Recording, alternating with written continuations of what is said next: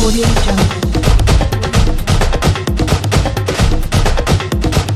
Amici dell'Antenore Sport Padova, bentrovati al Palazzetto Gozzano della Guizza e benvenuti a una nuova stagione di calcio a 5 qui sui canali dell'Antenore Sport Padova. È la seconda giornata del campionato di Serie C1 di calcio a 5 e l'Antenore ospita il Flaminia. Ci sono ovviamente le conferme a partire dal capitano Federico Crepaldi. Inizia in questo momento la sfida con l'Antenore, la classica maglia rossa che subito prova a accelerare con Crepaldi, il suo tiro cross termina fuori. Entrambe le squadre anzi devono riscattare la sconfitta dell'esordio. L'Antenore che recupera adesso palla con Crepaldi, ancora l'Antenore, attenzione, pericolosissimo il tiro, la parata miracolosa del portiere sulla conclusione a distanza ravvicinata di Nicolò Bortolini di accelerare le operazioni di gioco. Attenzione che perde palla Crepaldi, può recuperare Doga, il servizio per l'Ordes e questa è una buona occasione invece, ma adesso deve concretizzare. Crepaldi prova con il destro, sfiora ancora il palo, altra occasionissima per l'Antenore. Crepaldi zecchinato, non si intende con De Vivo,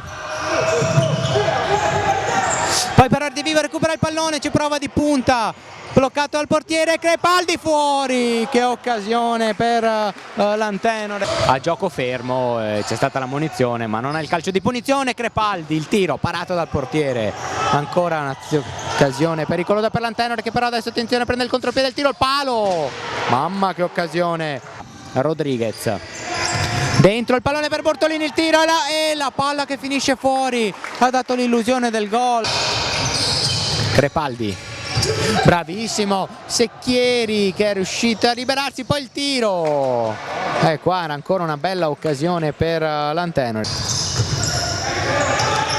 De Vivo riesce a superare un avversario, De Vivo in mezzo al gol, c'è il gol di Bortolini che sblocca il risultato. 4 minuti e 30 secondi di gioco, l'Antenore va in vantaggio con Nicolò Bortolini e l'Antenore sta continuando ad attaccare ancora con Bortolini, il suo sinistro, palla termina fuori di pochissimo. Rodriguez serve ancora l'autore del gol che può andare con il destro, il tiro, la parata, giocatore classe 99 questo secondo tempo. Crepaldi ha lo spazio per andare al tiro con il destro, a sfiorare il palo. Attenzione che perde una palla sanguinosa Cinquino, Crepaldi cerca di intervenire, il tiro fuori. Che rischio per l'Antenore su questa conclusione di Lourdes. L'Antenore Sport Padova dietro i giocatori del Flaminia.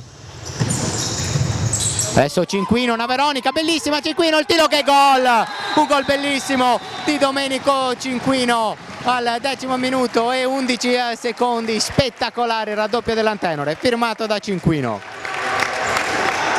7 minuti e 44 alla fine di questa partita, Antenore 2, Flaminia 0, ancora Antenore in avanti, Crepaldi si porta il pallone sul sinistro e trova il gol, probabilmente il gol è di Papi che ha deviato il sinistro di Crepaldi. Fatto sta che l'Antenore si porta sul 3-0.